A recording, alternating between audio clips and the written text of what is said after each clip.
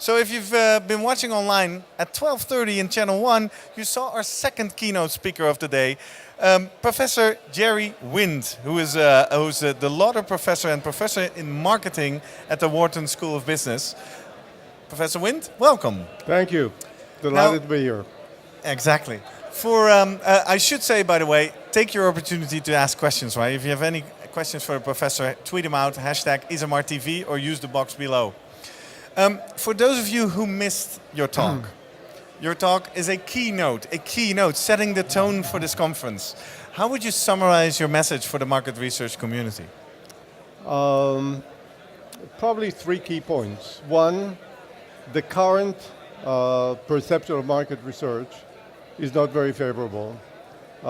Actually, a study that I quoted that I saw this morning by Quirk showed that about 50% of the corporate researchers feel that market research does not deliver the results they expect, and they do not have the management buy-in for the research. Ouch. That's pretty shocking, the statistics. My own experience in dealing with many CEOs and C-level executives show that market research is not respected or taken as seriously.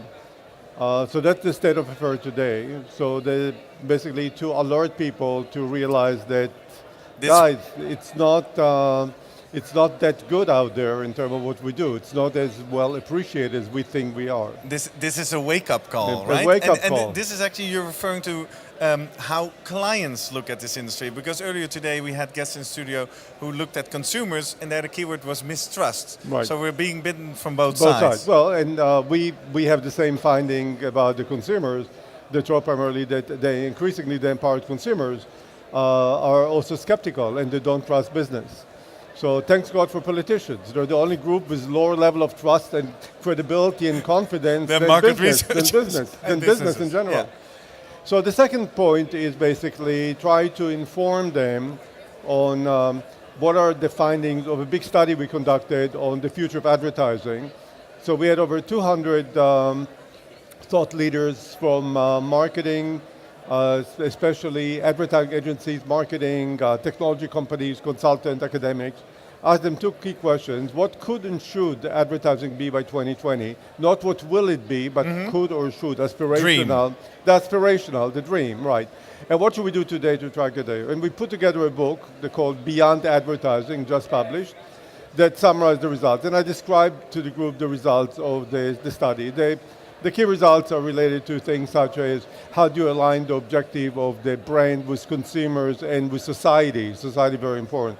How do you come up with a compelling brand message? How, very importantly, how you deliver the message through all touch points. So stop thinking just about media, think about delivering through the product, the package design, the store design, any interaction a consumer has with the company.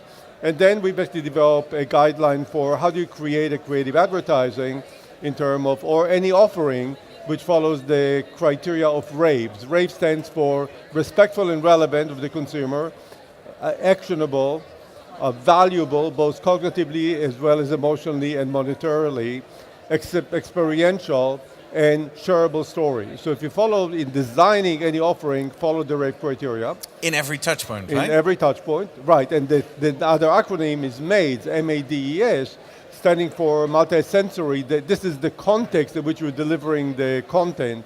Has to be multi-sensory, has to focus on really understanding the audience, the mood, the situation, the delivery mechanism you have, the environment, and the synergy with all the touch points.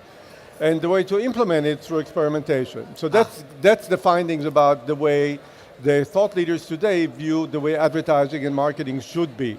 And when I hear the word experimentation, I say that's an opportunity for market research, right? Exactly.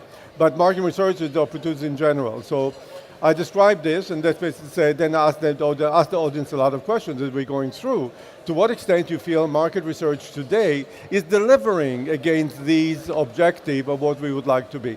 The shocking thing is that on most of these questions, most of the items I just described, I would say over 2/3 of market researchers do not do it, do not deliver. Oh, wow. And in some of them, only like 10 people in the audience of hundreds of people raise their hand.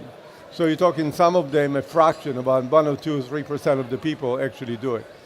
So then the third part of my presentation was, okay, given this, what can we do? Exactly. And the idea was primarily to try to be inspirational and motivational for the audience in terms of, as opposed to despairing, the saying we're in bad situation, what can we do? Because I think there is huge opportunities for market research to be relevant.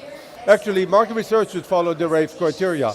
How become that we're respectful and relevant? How do we ensure we're actionable? How do we ensure that we're basically valuable? How do we ensure we are experiential? How do we ensure that we're basically create a shareable story?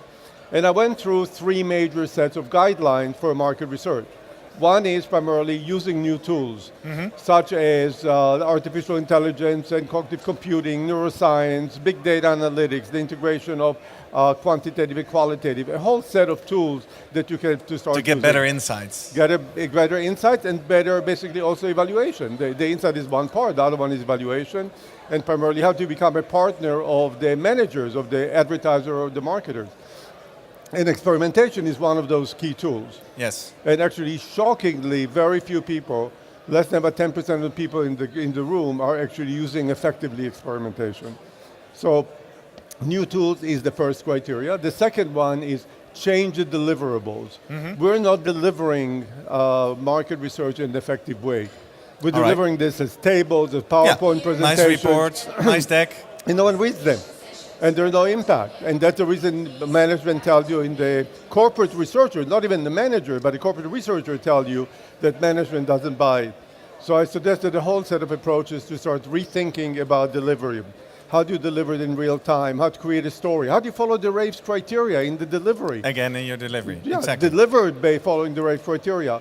How do you deliver using new technology, virtual reality, augmented reality? How do you deliver this in a way that can be integrated with the dashboard and provide sensitivity analysis in real time?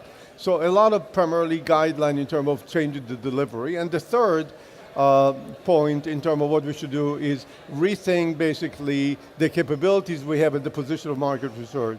So the idea is, if you really followed some of the new tools, most of the skills for new tools, whether it's AI, or quantitative computing, gaming, any of the other areas are outside the marketing area. Let's start recruit talent from the outside. And I think SMR has an initiative in talent, but they should redirect the talent to other disciplines, not necessarily in the marketing area or the research area. What disciplines should we look at? Computer science, game design, artificial intelligence, variety of area.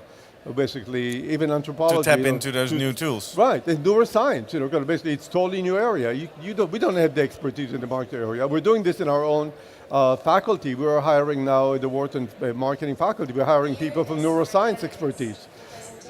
So you have to start hiring the right talent. You have to basically change the reporting. Market research should not report to the CMO, because most CMOs don't have the responsibility or the authority or the budget across all touch points.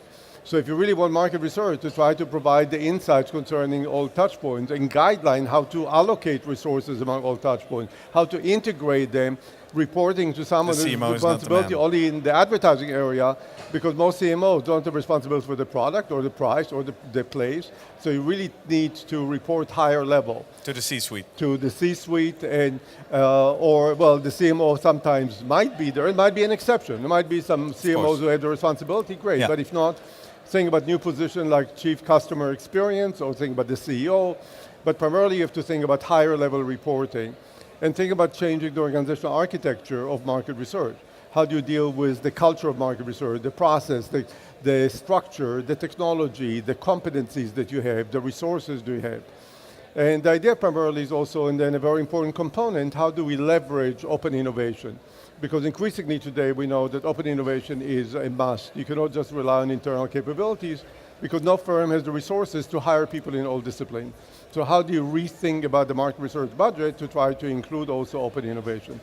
So the idea was primarily to try to take those 3 points. Situation today is not good. There is a guideline into what marketing and advertising is model. moving toward. Yeah, yeah. And now what do we have to do to try to change? And so there's those three things. The new tool, the redesigning the presentation, the way we deliver the result, and rethinking the competencies and position. And I finished by asking each one in the audience to say, okay, what are you going to do differently tomorrow morning? Exactly. Well, let's finish with that one as well. And I'm slowly starting to smile because all the stuff you say, you're literally talking through our topics and agenda here on Channel 3. So let's give a big round of applause for those loyal viewers on Channel 3 because we're covering the new tools, we're covering the new skills. Tomorrow when we talk about youth, we're covering many of the topics that you did. And actually, this morning, Laurent Flores, the president of ESOMAR, started with a big call to action to actually collaborate more. So even the open innovation is covered. That sounds terrific. Exactly. Well, Professor Wind, thank you very much for being with us and giving us this brief summary. I think this video will do very well on YouTube because it's a keynote speech summarized. And if you actually want to look up the full keynote of Professor Wind, that will be available on demand for anyone who's a member of ESOMAR. So if you're not, this could be an extra reason to consider that and watch the on-demand recording. Thank you very much. Thank you.